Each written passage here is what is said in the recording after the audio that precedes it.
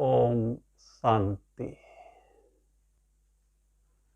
संसार की सर्व साधनाओं में से सर्वश्रेष्ठ साधना है मन की एकाग्रता। इसी मन की एकाग्रता के लिए मन हमारा भटके नहीं, इसके लिए द्वापर काल से ही अनेक ऋषि मुनि तपस्वी आत्माओं ने मन को साधने की कोशिश की, लेकिन संपूर्ण रीति से इसमें आज दिन तक कोई सफल नहीं हो पाया है। यह दुनिया की सबसे बड़ी साधना है मन को साधना। कहा भी जाता है जिसने मन को जीत लिया है उसने जग को जीत लिया है। इतनी हमारी मन की साधना से प्राप्ति है, लेकिन मन को साधने में सफलता नहीं मिलने के पीछे मूल कारण है कि स्वयं की सत्यता का अभाव। जब तक हमें स्वयं की सत्यता का संपूर्ण ज्ञान नहीं होगा, मन क्या है, बुद्धि क्या है, संस्कार क्या है, इसका सत्य ज्ञान होना बहुत आवश्यक है। बाबा ने हमें बताया कि बच्चे तुम देह नहीं हो, तुम एक आत्मा हो, और इसी आत्मा में ही मन, बुद्धि, संस्कार निहित रहती है। यह ज्ञान मिलने के बाद भी अनेक भाई बहनों के मन में ये प्रश्न पैदा होता रहता है कि योग कैसे करें, मन को एकाग्र कैसे करें। जब हम योग करने बैठते हैं, एक शक्तिशाली साधना का लक्ष्य बना करके जब हम बैठते हैं, तो अधिकांश साधक भाई बहनों के अंदर से एक कंप्लेंट आती है, और वो कंप्लेंट मूल रूप से यही होती है कि मन एकाग्र नहीं रहता है। थोड़े समय मन एकाग्र रहता है, फिर भटक जाता है। तो आज हम इस पर बहुत सुंदर चर्चा करेंगे कि कैसे हम मन को एकाग्र करें, और मन एकाग्र नहीं होने के पीछे इसका क्या मनोवैज्ञानिक कारण है। सबसे पहले हमें मालूम होना चाहिए कि मन की नेचर क्या है। मन किसको स्वीकार करता है, किसको अस्वीकार करता है। अगर हमें ये ज्ञान हो जाए तो मन को साधना सहज हो जाए। तो मन की नेचर है वो सत्य को स्वीकार करता है, लेकिन किसी कारणवश अगर हम असत्य को स्वीकार कराते हैं, यही कारण है मन भटकने का। मन हमेशा सत्य के अकॉर्डिंग जब चलता रहता है तो मन स्वतः ही शांत रहता है, एकाग्र रहता है। मन मालिक को भटका नहीं सकता है। इसीलिए बाबा ने प्रत्येक मुरलियों में ये बताया है कि बच्चे सबसे पहले अपने को देह भूल कर आत्मा समझो। जब तक हम अपने को आत्मा नहीं समझेंगे तब तक हमारा मन एकाग्र नहीं रह सकता है। तो एकाग्रता की सबसे पहला सोपान, फर्स्ट सीढ़ी, हमें अपने विचारों में सबसे पहले अपने को आत्मा समझना। ये संसार का सबसे सत्य ज्ञान है। इससे बढ़कर के और परम सत्य हो भी नहीं सकता है। जिसने ये अंतर मन से अपनी गहराई से इस बात को स्वीकार कर लिया है कि मैं देह नहीं हूं, मैं हूं ही आत्मा, यह संकल्प करते ही हमारा 50% मन एकाग्र और शांत रहने लगता है और बाकी की एकाग्रता वो डिपेंड करती है हमारे विचारों पर। जितने विचार हम शुद्ध, सत्य और उच्च विचार हम अपने को देंगे, उतना ये मन धीरे धीरे स्वतः ही शांत होने लगेगा। मन की एकाग्रता का अर्थ है कि मन हमको चलाए नहीं, मन को हम चलाने वाले बन जाए। ये है मन की एकाग्रता। लेकिन हमारे मन में अनेक तरह के व्यर्थ, नकारात्मक विचार चलने के कारण मन हमारा हलचल में आ जाता है। इसीलिए मन की एकाग्रता स्टेबल नहीं रह पाती है। तो जब हम ऐसी साधना करने के लिए बैठते हैं तो सबसे पहले हमें अटेंशन देना है अपने विचारों की क्वालिटी पर। हम प्रायोगिक तौर पर पहले 1 मिनट 2 मिनट ऐसे ट्रायल करें, देखें कि मेरा मन शांत रहता है या नहीं रहता है। हम 1 मिनट अपने मन को अच्छे विचार दे करके, अच्छा चिंतन करके, तो अनुभव में ये आया है कि मन धीरे धीरे धैर्यवत होने लगता है। मन के विचारों की संख्या कम होने लगती है और जब मन धीरे धीरे शांत होने लगता है तो मन के ऊपर हमारी कंट्रोलिंग पावर आने लगती है, हमारे अंदर रूलिंग पावर आने लगती है। जितना मन हमारा धैर्यवत चलेगा, शांत चलेगा, तो उसके ऊपर कंट्रोलिंग करना सहज होता है।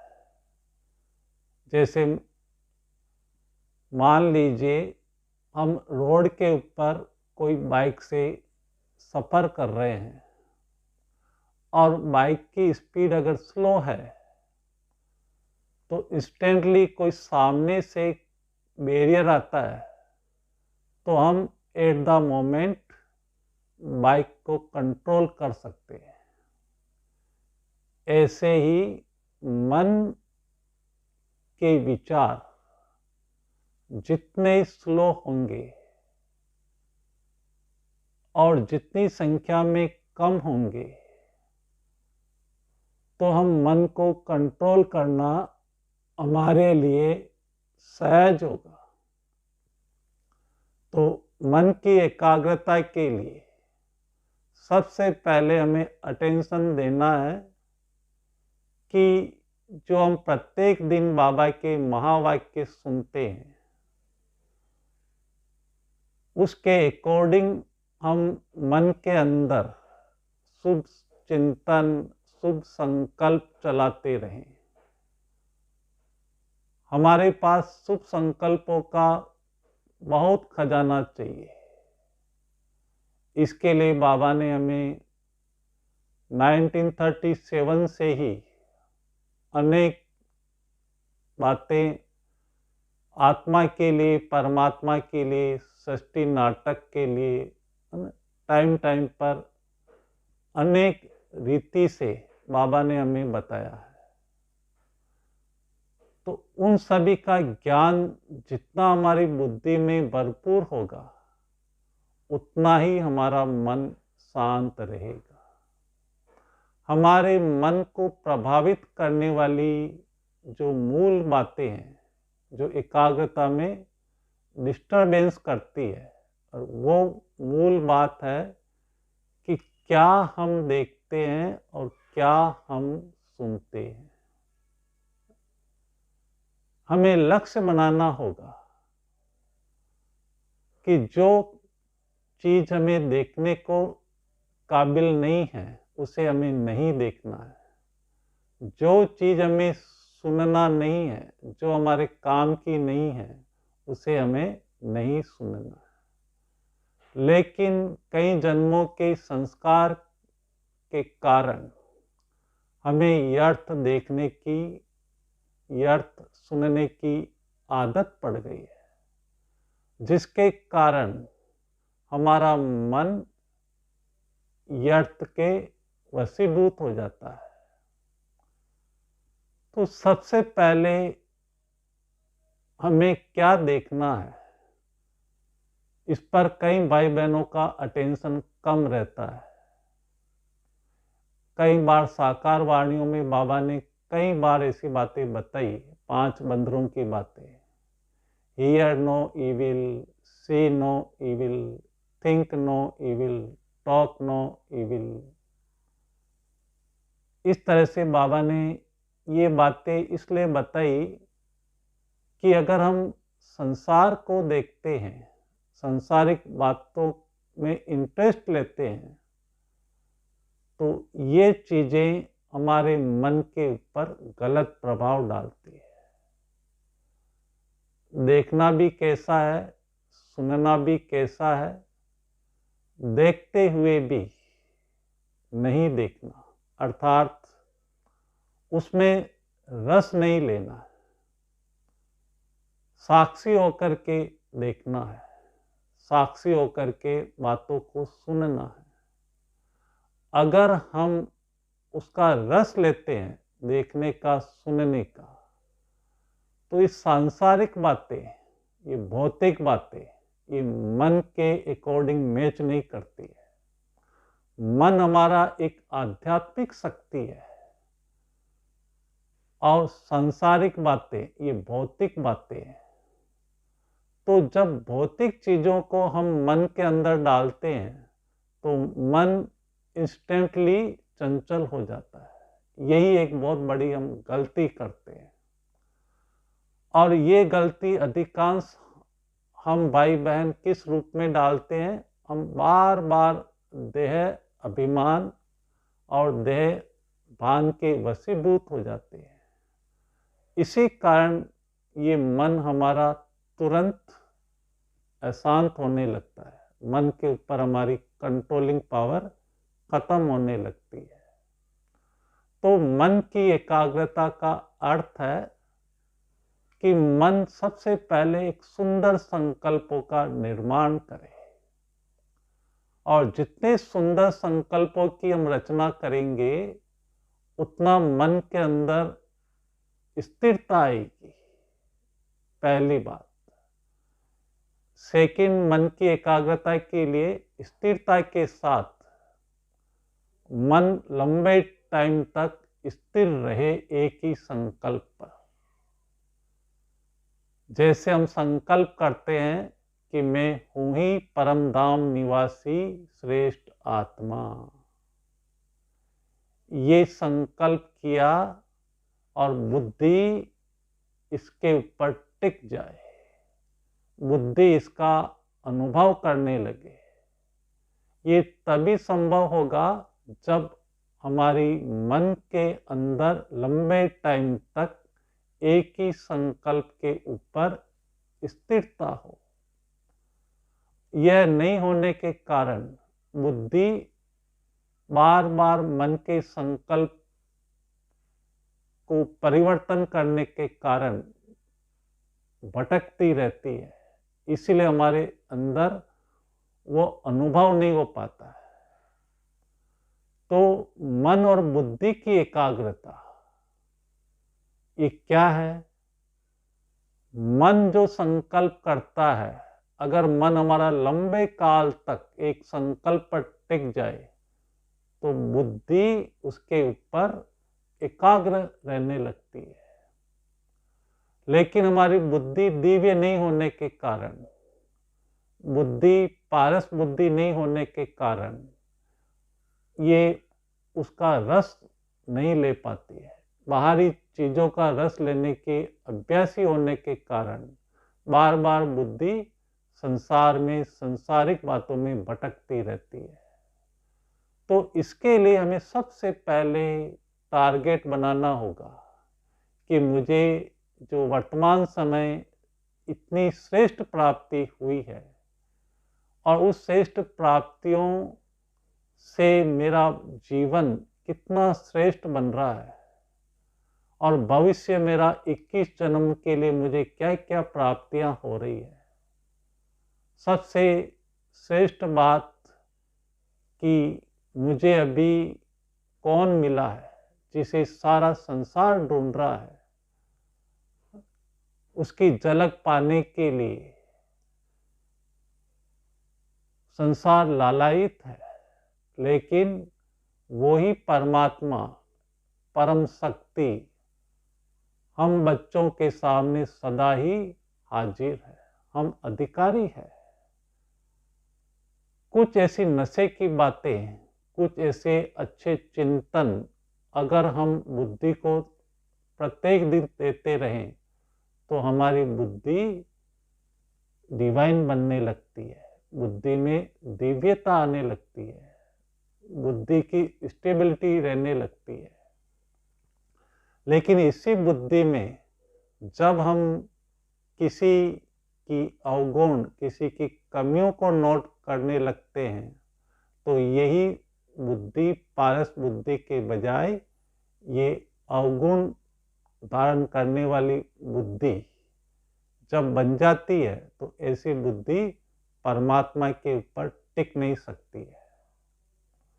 कई बार बाबा ने मुरलियों में बताया है कि जहाँ आपकी बुद्धि में बातें हैं तो वहाँ बाप नहीं रहेगा, और जहाँ बाप है तो वहाँ बातें नहीं रहेगी। हमें जल्दी से जल्दी बाहरी बातों को निकाल देना चाहिए जो काम की बातें नहीं है। तो जितना जल्दी हम इन बातों को अपनी बुद्धि से बाहर निकालेंगे तो उतना ही हमारी बुद्धि पारस बुद्धि बनती जाएगी। बुद्धि की एकाग्रता का अर्थ है कि बुद्धि व्यर्थ बातों से मुक्त रहे, व्यर्थ में रस नहीं ले, तब हमारी ये बुद्धि दिव्य बनने लगती है। और ऐसी दिव्य बुद्धि ही मन को कंट्रोल कर सकती है। हमारी बुद्धि को कंट्रोल करने वाला है सत्य ज्ञान। जब सत्य ज्ञान हमारी बुद्धि में धारण होने लगता है, मुरली में रस आने लगता है, तो ये नोट होना चाहिए कि हमारी बुद्धि डिवाइन बनती जा रही है। और जितनी बुद्धि डिवाइन बनेगी उतना मन को एक कंट्रोल करने वाली कंट्रोलिंग पावर हमारी बुद्धि में आ जाएगी और हम मन के मालिक सहज रीति से बन सकेंगे। तो जब हमारा मन एक संकल्प के ऊपर टिक जाता है और बुद्धि उसका रस लेने लगती है तो इस तरह से नए संस्कार बनने लगते हैं और हमारे पुराने संस्कारों का नाश होने लगता है। और इस तरह से आत्मा के अंदर सातों गुणों का अनुभव करने लगती है।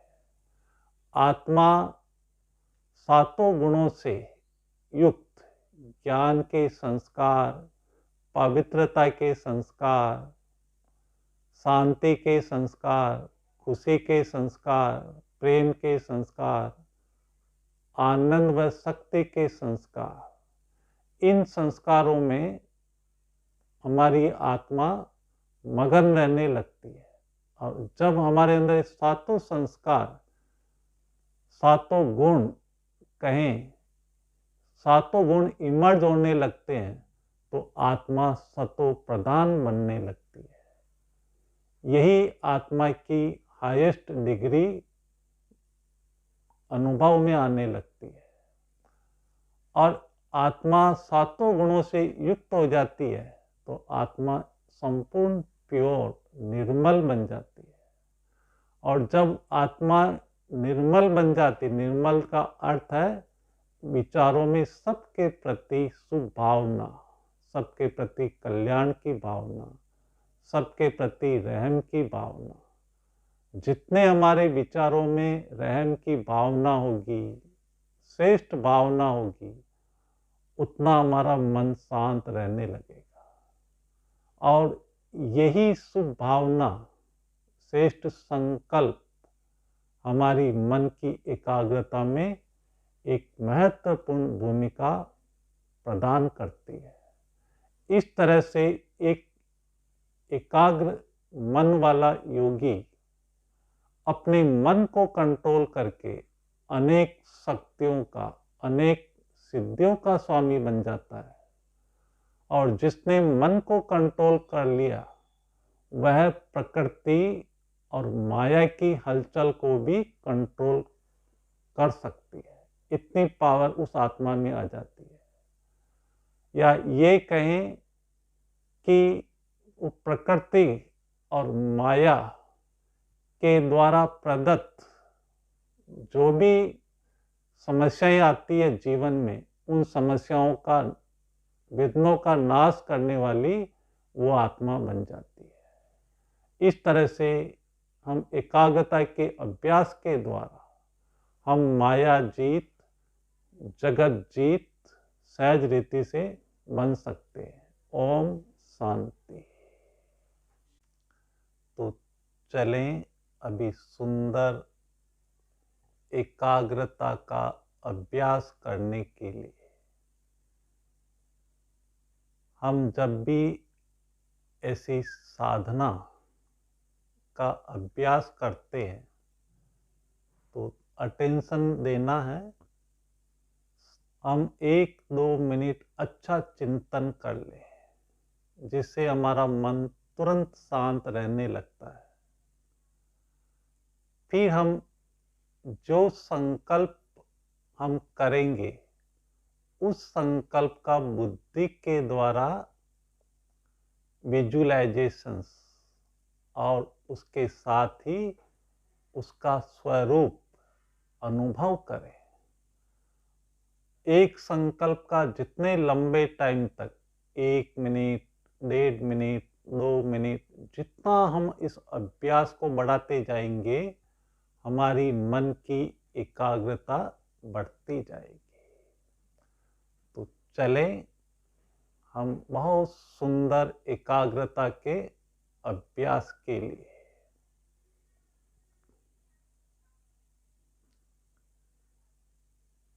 ओम शांति। संकल्प निर्व्यर्थ, निर्विकल्प रहने लगता है। ये है सबसे सरल, सहज विधि है जो थोड़े समय में ही हमें बहुत काल की प्राप्ति कराने का अधिकारी बना देती है। ओम शांति।